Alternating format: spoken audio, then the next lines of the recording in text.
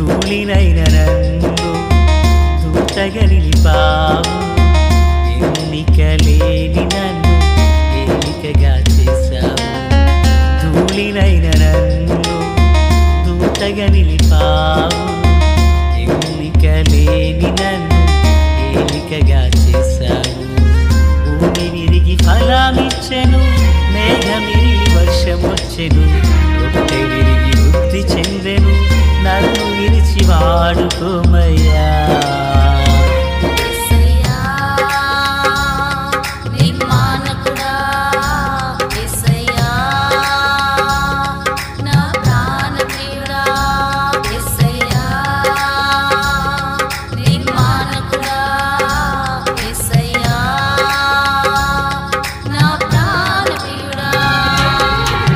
ధూళినైన నన్ను దూతగా నిలిపావు, ఎన్నిక లేని నన్ను ఏలికగా చేశావు. ధూళినైన నన్ను దూతగా నిలిపావు, ఎన్నిక లేని నన్ను ఏలికగా చేశావు. ప్రభు అయినటువంటి యేసుక్రీస్తు వారి పరిశుద్ధమైన నామంలో తండ్రి అయిన దేవాది దేవునికి నిత్యము స్తుతియు స్తోత్రములు, మహిమయు ఘనతయు ప్రభావములు యుగయుగములు ప్రభువునకే చెల్లునుగాక. ఆత్మీయులారా, బాగున్నారు కదా? మరో పర్యాయం మనం ఇలాగన కలిసి దేవుని వాక్యాన్ని ధ్యానం చేయడానికై దేవుడు అనుగ్రహించిన ఈ మంచి తరుణాన్ని బట్టి మనం ప్రభువుని ఎంతగానో స్తుతించుబద్దులునై ఉన్నాం. గడిచిన కాలమంతటిలో దేవుడు 9 మాసములు కాచి కాపాడి భద్రతను క్షేమాన్ని దయచేసి ఈ 10వ మాసాన్ని ప్రభువారు మనకు అనుగ్రహించున్నారు. ఆయన మీద నుండిన అభిషేకము చేత మనము నింపబడిన వారమై ఆ అభిషేకములో పాలివారమై జీవించుదుము గాక. సంతోషం.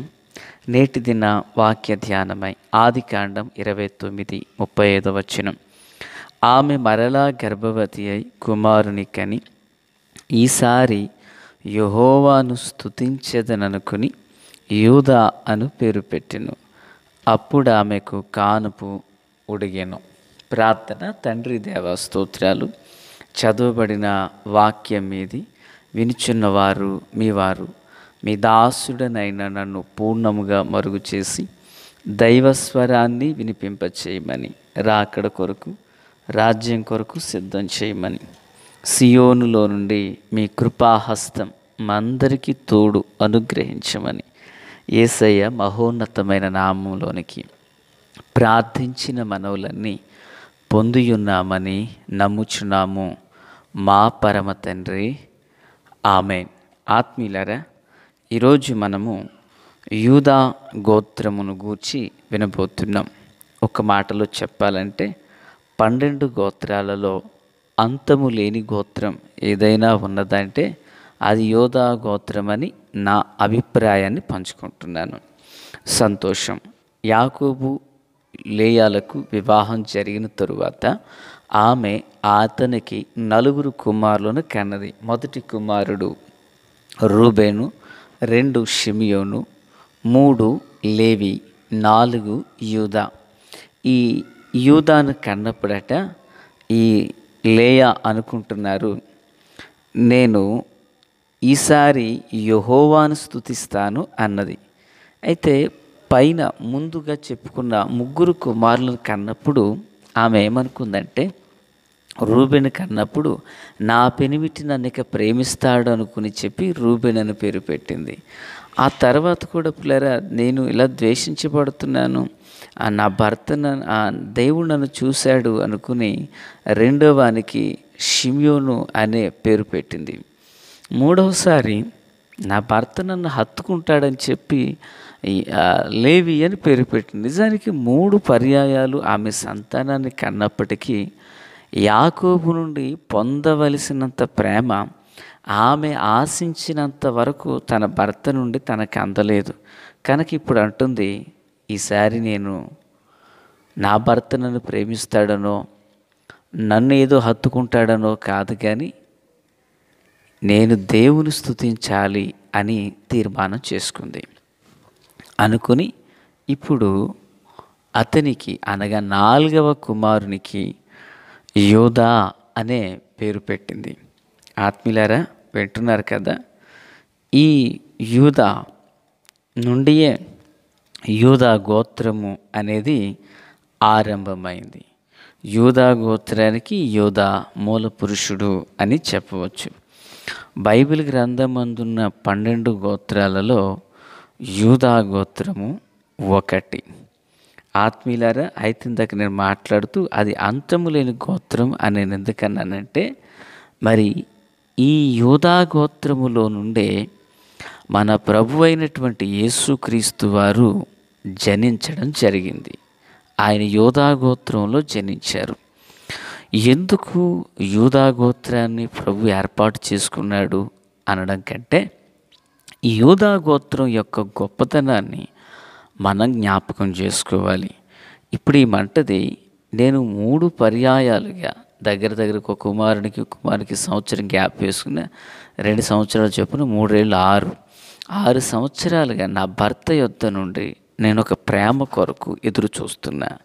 అయితే ఆశించినంత మేరకు నాకు ప్రేమ నా భర్త దగ్గర నాకు దొరకలేదు. అయితే ఇప్పుడు నేను నా భర్త నన్ను కౌగిలించుకుంటాడనో లేక నన్ను ఇంకా ఆప్యాయంగా చూస్తాడనో ఆశ అయితే నాకు లేదు. నేను సంపూర్ణంగా దేవుని స్తుతిస్తాను అంటూ యూదా అన్న పేరు పెట్టింది. యూదా అనబడిన మాటకు స్తుతి అని అర్థం. స్తుతి అని అర్థం. ప్రియులారా, ఈ భూమి మీద ఏదైనా దేవునికి ఇష్టమైనది, పరమున ప్రభునకి ఇష్టమైనది ఏదైనా ఉన్నదా అంటే అది స్తుతి ఆరాధనయే. పరలోకమందు దేవదూతలు దేవుని సన్నిధిని ఆరాధన చేస్తున్నారు. 4 జీవులు ఆరాధన చేస్తున్నారు. పరిశుద్ధులు ఆరాధన చేస్తున్నారు. శరాపులు, కెరూబులు, దూతగణాలు, కోట్ల కొలది దేవదూతలు ప్రభుని ఆరాధన చేస్తున్నారు. పరలోకమంతా ఆరాధనతోనే నిండిపోతుంది.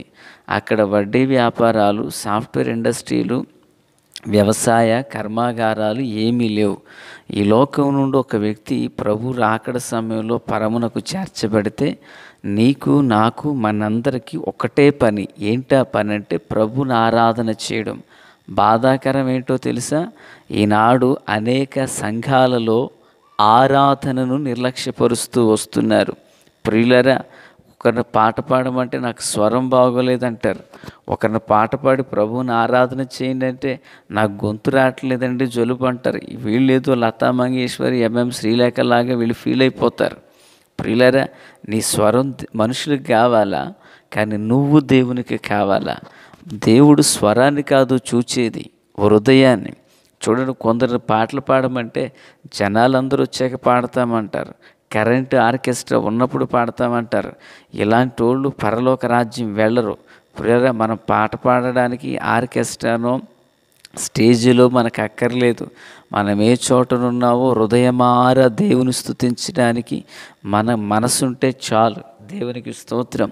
జనాలు చూడాలనుకున్నటువంటి వ్యక్తి పాట పాడితే జనాలు చూడాలనుకున్న వ్యక్తి ప్రభువును సంతోషపెట్టలేడు, జనాన్ని మాత్రమే సంతోషపెడతాడు. నీకన్నా మరో గొప్పవారు వస్తారు, వాళ్ళు పాడితే జనాలు నిన్ను మర్చిపోతారు. కనుక ప్రజలను సంతోషపెట్టడానికి ఎప్పుడు మనం పాటలు పాడకూడదు.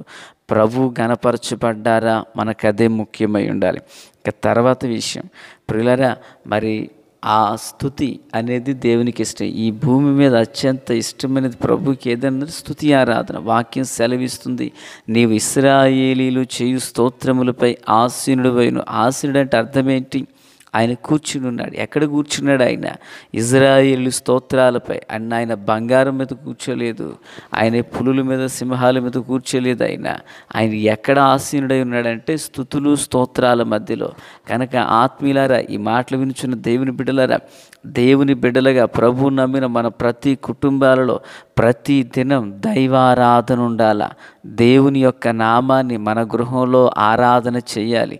దేవుని నామాన్ని మన గృహంలో హెచ్చించాలి. మన కుటుంబమే ఒక స్థుతుల దీపముగాను, మన గృహమే, మన గదియే ఒక స్థుతుల కోటగాను మారాల. అక్కడ దేవుడు ఉంటారు. గదుల్లో, బెడ్రూమ్లో, హాల్లో పెద్ద పెద్ద పిల్లరా ఆ సౌండ్లతో సినిమా పాటలు చూస్తే అక్కడ దేవుని రాడు. నా ఉద్దేశం, నా అభిప్రాయం, నన్ను బాగా అర్థం చేసుకోండి. మన కుటుంబంలో దేవుని నామం గణపరచబడితే ఆ స్థితిలోకి దేవుడు వస్తాడు. నీ కుటుంబంలో సమాధానం ఇస్తాడు. నీ సరిహద్దుల్లో నెమ్మది కలుగజేస్తాడు. నీ దేహానికి ఆరోగ్యం ఇస్తాడు. నీ బిడ్డలను ఆశీర్వాదకరంగా మారుస్తాడు. ఏ ఇంటిలో ఉదయకాల వేళ దైవారాధన గూర్చిన భక్తి పాటలు ఉంటున్నాయి, ఏ ఇంటిలో దేవుని గూర్చిన దేవుని మాటలు ఉంటున్నాయి, ఆ ఇంటిని దేవుడు ఎన్నటికి విడిచిపెట్టడు. కీడనేది, శోధన అనేది అనేకములుగా రావచ్చు. వాటన్నింటిలో నుండి దేవుడే వారిని తప్పించబోతున్నాడు. కనుక ఈ మాటలు వినిచిన దేవుని బిడ్డ, పాటలు పాడుట కానీ, వాక్యం వినుటలో కానీ నువ్వెన్నడు వెనకంజ వేయకు, నువ్వు ముందుకు నడు. నేటి దినాన కనబడుతున్న ఐగుప్తీయులు ఇక మీదటికి ఎన్నటికీ నీ జీవితంలో కనబడకుందురుగాక. ఆమేన్. ప్రియులారా, స్థుతులలో దేవుడు ఉంటాడు.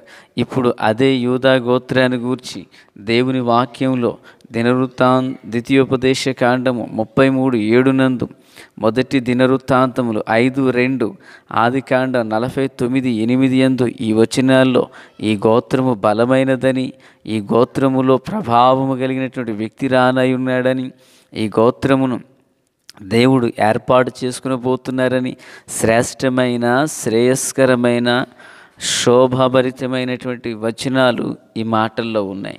యోధా గోత్రములో మన ప్రభు వచ్చారు. మన ప్రభు ఆదియు అంతము లేనివాడు. ఆయన నిన్న, నేడు, నిరంతరము ఏకరీతిగా ఒక్కటై ఉన్నవాడు. కనుకనే యోధా గోత్రము అంతము లేనిది అని చెప్పాను. ఆత్మీయులారా, క్రీస్తునందు నాకు అత్యంత సన్నిహితులారా, మనము యోధా గోత్రములో పుట్టకపోయినా పర్వాలేదు. యోధా గోత్రపు సింహమైన యేసు క్రీస్తునందు విశ్వాసం ఉంచిన వారము. బాహ్యమునకు పుట్టిన ప్రతివాడు యూదుడు కాదు, ఆత్మలలో లేక హృదయమందు సున్నతి చేయబడిన వాడే నిజమైన యూదుడని భక్త పౌలు చెప్పారు. మనం బాహ్యంగా భారతదేశంలో, ఆయా దేశాలు, మనం ఎక్కడ మనం పుట్టి ఉన్నప్పటికీ మనము యూదా గోత్రమైన యేసును కలిగి ఉన్నవారం. ఆయన స్తుతిందాం. ఆయన కృపలో పాలిభాగస్తులమై ఆయన సన్నిధిని మనము అనుభవించుదుముగాక. తండ్రి దేవా స్తోత్రం, మీ నామం పేరట వందనాలు. నా తండ్రి, చిన్న గోత్రమైన యూదా గోత్రాన్ని మీరు ఎంపిక చేసుకున్న విధానాన్ని బట్టి స్తోత్రం. దానిలో ప్రభావాన్ని ఉంచారు, దానికి బలమునిచ్చారు. అందులో నుండే ప్రభావము కలిగిన మీరును వచ్చారు. ప్రభువా, మేము ఈ గోత్రమును ఎన్నటికీ మరువక, అయ్యా మిమ్మును విడువక, మీపై ఆధారపడే కృప మా ఎల్లరికీ దయచేయండి. అయ్యా, ఆ గోత్రములో స్థుతి ఉన్నది గనకనే అక్కడ మీరు పుట్టారు నా తండ్రి. అయ్యా, మా గృహాల్లో వెండి బంగారాలు నాన్న తండ్రి ఆడంబరాలతో కూడిన ఎన్నో మాకు లేకపోవచ్చు, కానీ దినము మిమ్మల్ని స్తుతించే కృప మాకున్నదయ్యా. ఆ స్థుతులలో మీరుండండి. ప్రతి దినం మాలో మీరు ఉదయించుదురుగాక. మా ఆత్మీయ బిడ్డలందరినీ దీవించండి, మీ మేలుతో నింపండి. యేసు నామమున ఈ ప్రార్థనలు ఏకీభవించిన వారి ప్రాణ, ఆత్మదేహ శరీరములు మీ కొలువరి రక్తంతో శుద్ధి చేయబడునుగాక. మేలు చేత నింపమని, దీవించమని యేసయ్య మహోన్నతమైన నామములోనికి ప్రార్థించిన మనవులన్నీ పొందియున్నామని నమ్ముచున్నాము మా పరమ తండ్రి. ఆమెన్. Praise the lord.